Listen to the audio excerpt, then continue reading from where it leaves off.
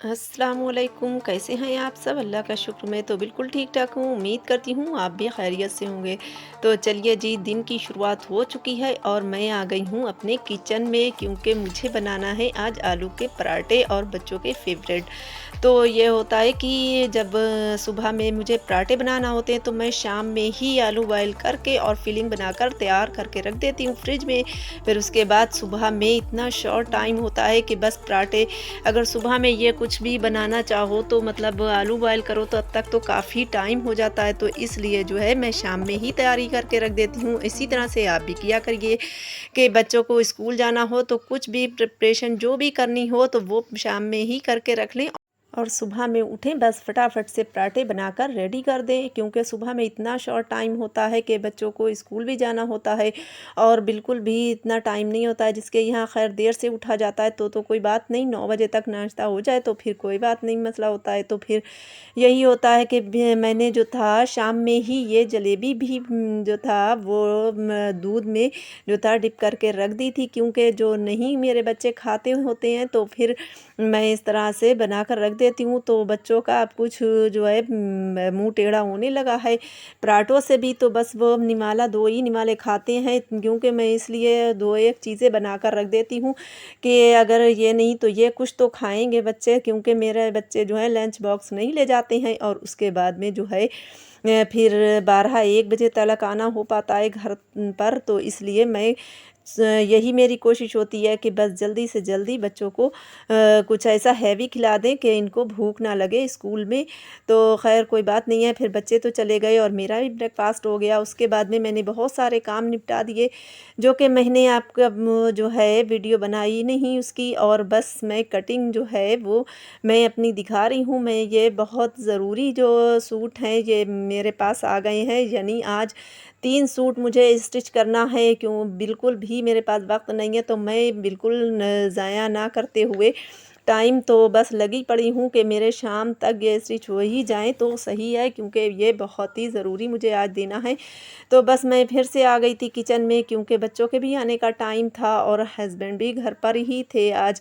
तो मैंने ये देखिए आज बनाने जा रही हूँ सोयाबीन की बड़ी जो होती है, तो उसकी जो है उसका पुलाव बनाने जा रही हूँ। तो यहाँ पर मैंने करीब 1 घंटा पहले भिगो कर रख दी थी बढ़िया, और उसके बाद ये देखिए निचोड़ कर पानी में इसे बिल्कुल निकाल कर अब मैं रख दूँगी अलग, और उसके बाद में वो फूल गई हैं। फिर उसके बाद में मैंने वो मसाले खड़े दिखा दिए थे आपको। तो फिर ये प्याज में ये देखिए ब्राउन कर रही है प्याज, और ब्राउन करने के बाद में वो खड़े मसाले जो तेज़ पत्ता, और खड़े मसालों में तो बस यही होगा लौंग, इलायची और ज़ीरा, काली मिर्च कम से कम 10-20 होंगी। तो फिर इस तरह से ये जो खड़े मसाले सारे ही होते हैं बस वही डाल देना है आपको, और उसी में बस बड़ी को इसको फ्राई कर लेना है बहुत अच्छी तरह से। ज़रा थोड़ा-सा जो है इसमें ये बड़ियाँ जो हैं बहुत तेल जो है वो अपने अंदर जो है एब्ज़ॉर्ब कर लेती हैं। तो बस इस तरह से चला मिला कर खूब जो है वो उनको लाल कर लें, और लाल करने के बाद में इसमें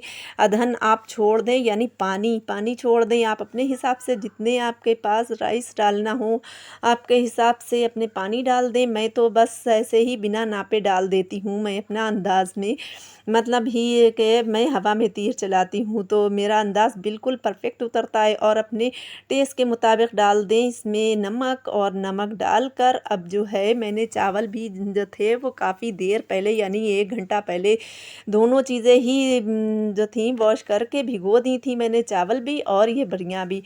तो चावल तो मैं काफ़ी देर पहले भिगो कर रख देती हूँ, कम से कम 1 डेढ़ घंटा 2 घंटे जितना भी हो जाए, जैसा चावल होता है मैं वैसा ही भिगोती हूँ। तो यहाँ पर बस फदक आ जाए फिर उसके बाद में मैं प्रेशर दे दूँगी इसमें। तो यहाँ पर ये देखें फदक भी आने लगी है।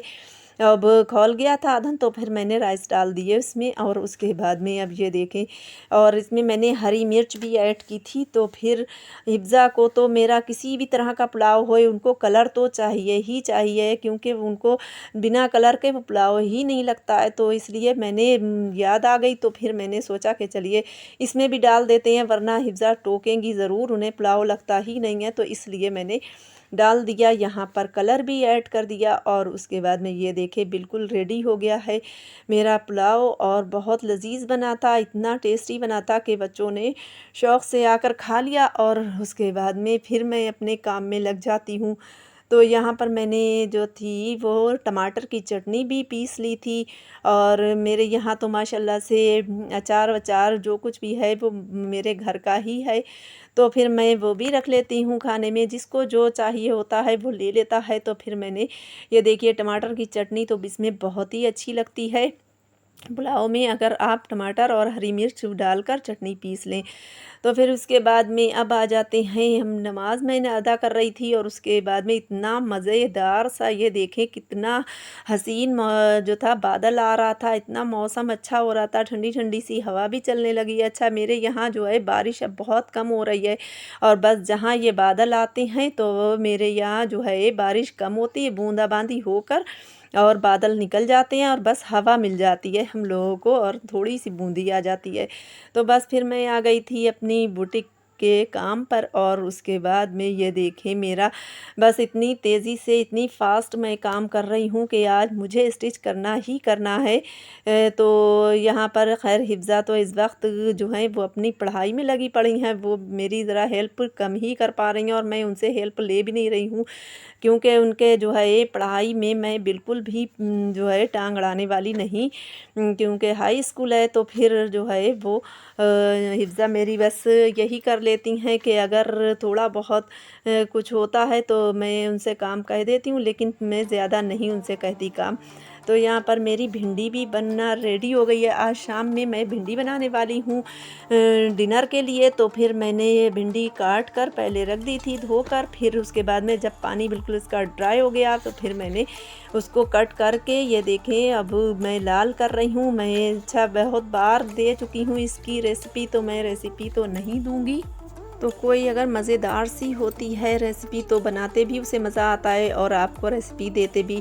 तो भिंडी वग़ैरह जो है अगर रेसिपी देने लग जाऊँ तो भाई बंदा जो है वो कुछ बोर होने लगता है, तो इसलिए मैं रेसिपी नहीं दे रही। और प्लीज़ आपसे एक रिक्वेस्ट है कि आप जो हैं मेरा ये चैनल को ज़रा सब्सक्राइब भी कर दें जो मेरे चैनल पर नए हैं। और अब मैं जाने लगी हूँ अपने मोहल्ले में एक मरीज़ को देखने, ये भी बहुत ही सुन्नत का काम है। हमारा ब्लॉग था यहीं तक, और अगर आपको हमारा ब्लॉग पसंद आया हो तो लाइक शेयर एंड सब्सक्राइब करना मत भूलेगा। मिलते हैं किसी नेक्स्ट ब्लॉग में। Thanks for